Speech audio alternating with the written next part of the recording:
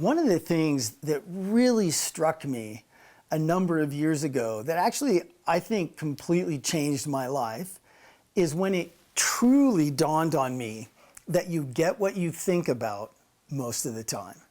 And that has huge ramifications, not just for my personal life, but that has huge ramifications in business, in leadership, in personal relationships. It has huge ramifications everywhere. So let me share something with you that I got, and then let me tell you how this plays out with one of the world's most precision teams on Earth. They're precision at anything, the Blue Angels. They're the flying group from the US Navy that flies those unbelievable precision maneuvers. They're one of the most precision groups anywhere on Earth. So let me tell you something I learned from them, and let me tell you something I learned from my life, and let's put those two things together. It dawned on me a while ago that I was focusing on and thinking about what I didn't want almost all the time. I was thinking, I don't want to, have a 9-to-5 job, and I don't want to be a cog in a wheel, and I don't want to, marry someone who's going to have a baby and then forget about it. I was just anything that I could think of that I didn't want. I was thinking about it all the time.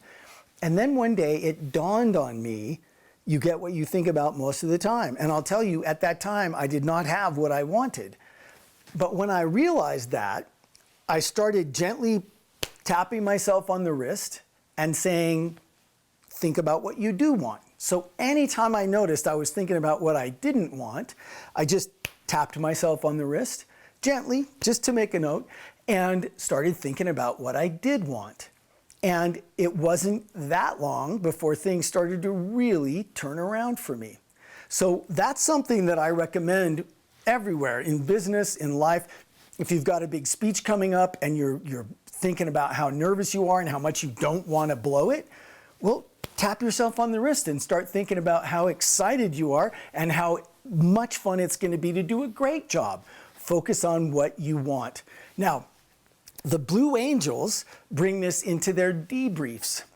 When the Blue Angels fly, they brief, they talk about what they're going to do, they practice, then they go fly, and then afterwards they debrief. They talk about how it went. And what was very interesting to me that I did not expect is that when they debrief, here's how they do it. They go around the table and everybody calls themselves out. They say, hey, I had a safety violation. I did not have my ejector seat button primed. That would be a bad day. I've made a note of that in my checklist. You can count on me. I will do that from now on, and I'm glad to be here. And they always say glad to be here because they mean it. Could have been a bad day and they wouldn't be there, right? So they go around, everybody calls themselves out. Then they go around, and if I didn't call myself out on something and someone else noticed it, they call me out. And boy, you don't want to be that guy. You do not want somebody else to have to call you out. So everybody calls themselves out. Rarely does anybody have to call someone else out, but they do if they need to. And that's about 20% of the time that they spend debriefing. For the other 80% of the time that they debrief, they put in the tapes of the show, and they hoot and they holler and they high five and they congratulate each other on what they did right. So in anything you do, whether it's public speaking, whether it's leadership, anything that you do by yourself or with a team, debriefing is very important, and focusing on what you want, even when you're debriefing, is super important. The Blue Angels take an 80-20 rule, 20% of the time on what they could have done better and 80% of the time on what they did right. So you could take that on in your life. You get what you think about and focus on most of the time. So make sure you're focusing on what you want.